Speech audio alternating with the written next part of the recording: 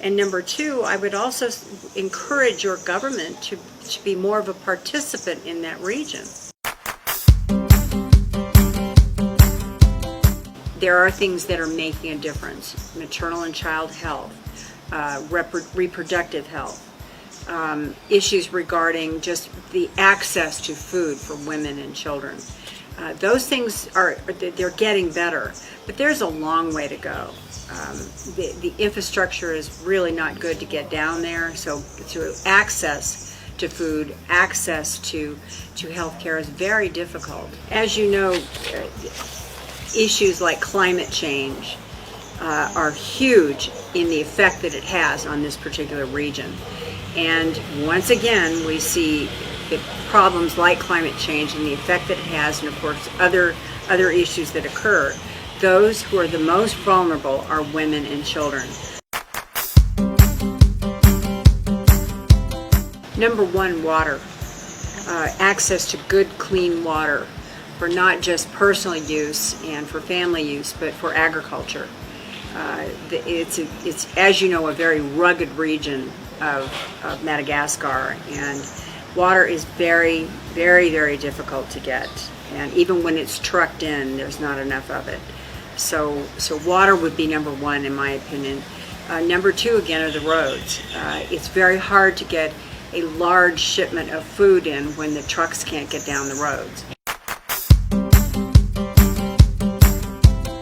Our partnership with Madagascar has been long-standing, and we work well together because the issues that we care about are women and children, food and agriculture, issues that help make for a better and striving community in Madagascar. People that are well-fed and not sick and are not hungry can be much more productive. That's an understatement. But I will also say, as far as the infrastructure goes, there's a lot to be done down there.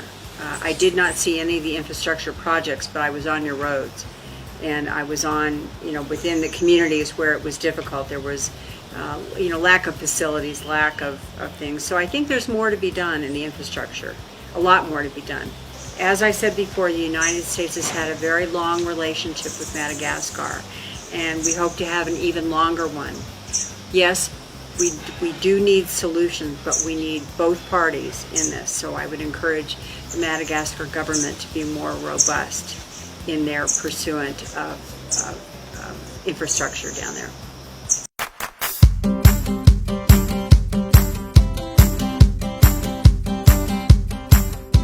Madagascar is a very unique environment. You have a serious climate change issue in that region. You have an inability in many cases for people to even access the water, the food, anything else, the seeds or anything, to be able to grow anything agriculturally in a way that they can support themselves and support their families.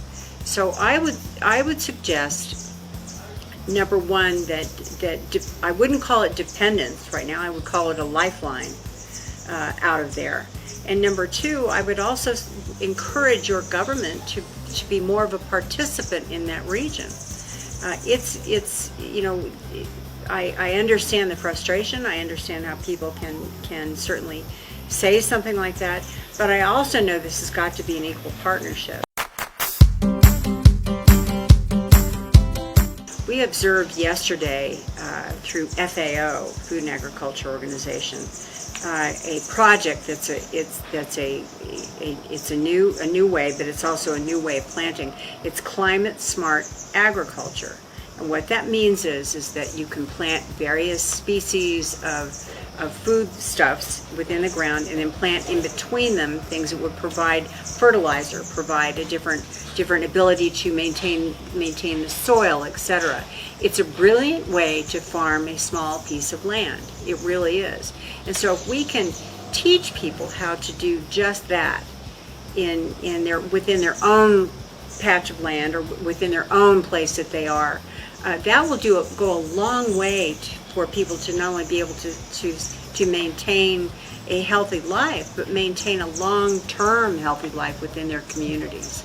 With an infrastructure, should the government participate more in a more sturdy way in this, we can build hospitals, we can build schools. That goes a long way to to be able to not just maintaining a society, but having a healthy community.